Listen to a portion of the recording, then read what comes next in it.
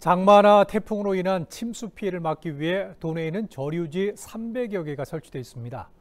이 중 일부는 재기능을 못한다는 지적을 받아왔는데요. 실제로 침수 위험을 오히려 더 높이는 것으로 확인됐습니다. 김용원 기자입니다.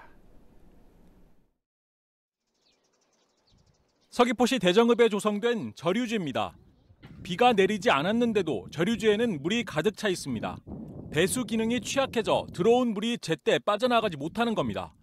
주민들은 오히려 부유물로 인한 악취와 해충 피해를 호소하고 있습니다. 매년 조치를 취해달라고 지자체에 요구했지만 소용없었고 여름철만 되면 걱정과 불안이 커집니다. 첫째는 물이 그러니까 넘칠까 봐 첫째 겁이 나고, 두 번째는 저류지 기능이 없고 완전히 물이 갇혀 있으니까 물이 썩으면서 여름에 벌레들, 특히 모기 이런 게 너무 많고, 예. 그래서 저희가 몇 번 민원을 제기를 해도 그냥 뭐 서로 미루는 것 같아요. 뭐 어디서 나오는지도 모르겠고. 예. 해당 저류지는 700만 리터의 물을 가둘 수 있도록 설계됐습니다. 하지만 물이 빠져나가는 숨골이 토사 유입으로 막혔고 배수구 역시 부족해 저류지 역할을 못하고 있습니다.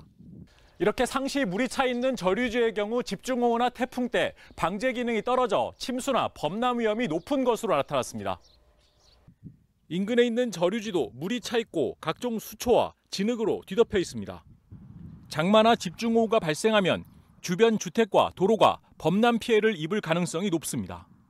정비가 필요한 정밀 분석 대상 저류지 160여 곳 가운데 23%인 39곳이 범람에 의한 침수 위험도가 높은 것으로 파악됐습니다. 하지만 지금까지 토사 준설 작업이나 유입 방류 시설 개선 같은 정비 사업은 제대로 이루어지지 않았습니다. 유입부 개선, 저류부 증설, 물고임 개선, 방류부 개선, 안전시설 확충, 배수로 개선 등의 이런 사업들이 있습니다. 저희들 시급성을 고려해서 저희들 연차별 사업계획을 수립했습니다. 총 4개년에 걸쳐가지고 사업계획을 수립하였고요. 특히 도내 전체 저류지 300곳 가운데 70%는 설계 자료가 없고 운영 관리 매뉴얼조차 준비돼 있지 않아 관리 효율이 떨어지는 것으로 나타났습니다. 장마를 앞두고 필수 재해 예방 시설인 저류지가 재기능을 할 수 있도록 정비 대책이 시급해 보입니다. KCTV 뉴스 김용원입니다.